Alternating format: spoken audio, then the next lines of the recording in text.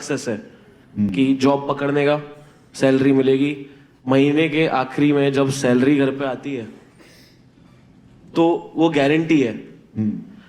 Business करो, धंधा करो, कहाँ जा रहे हैं, आर्ट करो, कैसे आएगा वो गारंटी नहीं है।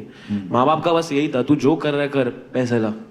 હા, એ તો આપણામાં બી સેમ જ હતું. કારણ કે જઈ સુધી 10 ફિગરમાં એટલે પેલું 10,000 ની ઉપર ગયું નહીં ને કમાણી. 10 સ્પીકર નું તો જોઈ નહીં ગયું લે. ના ના એ 10 ફિગર એ તરત તો જ શું કહેવાય? મને પેલાનું 600 કરોડ મગજમાં અત્યારે આવ્યું છે.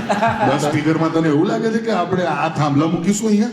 હા 10 ફિગર હતો તો એક માઇકઈ હરખું લઈ આવે આપણે.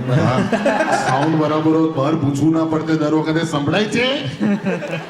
ના ના પણ પેલું જ હતું કે જઈ સુધી વિશ્વાસ ના બેસે ને બાપા જબરજસ્તી ઓટોકેડ નો કોર્સ કરવા તો મોકલે જ. એ લીટી દોર ક્યાં તો રંગો માર પણ કંઈક તો કર એવું. અલા ઓટોકેડ એટલે કેને ભાઈ મન બી નહીં ખબર. ઓટોકેડ એટલે હવે પેલા ડ્રોઈંગ सो बेसिकली इंजीनियरिंग में एप्लीकेशन है ऑटोकैड। नहीं नहीं मैं समझा सकता था ऐसा ओके सॉरी। वो तो मैं प्रोसेस कर रहा था कि नॉन ऑटोकैडियन को ऑटोकैड कैसे समझावने का. ઓટોકેડિયન કોઈ આજ સુધી નથી કીધું હો. એક તો મારી ખૂબી છે, આના તો રૂપિયા આલે જ લોકો.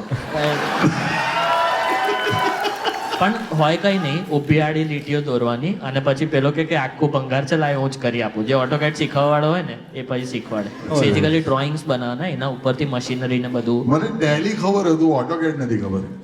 એ મશીન બનાવવાના જે રૂપિયા જઈથી લાવવાના ને ટેલીમાં જ થાય એનું ગણિત. એક ટેલી મને ખબર છે, હા ઓટોકેડ નતું ખબર. હા નહીં મેં અડધો તો અભણ જ છું, સોરી. સાદું સેન્ટેન્સ ના ખબર પડે.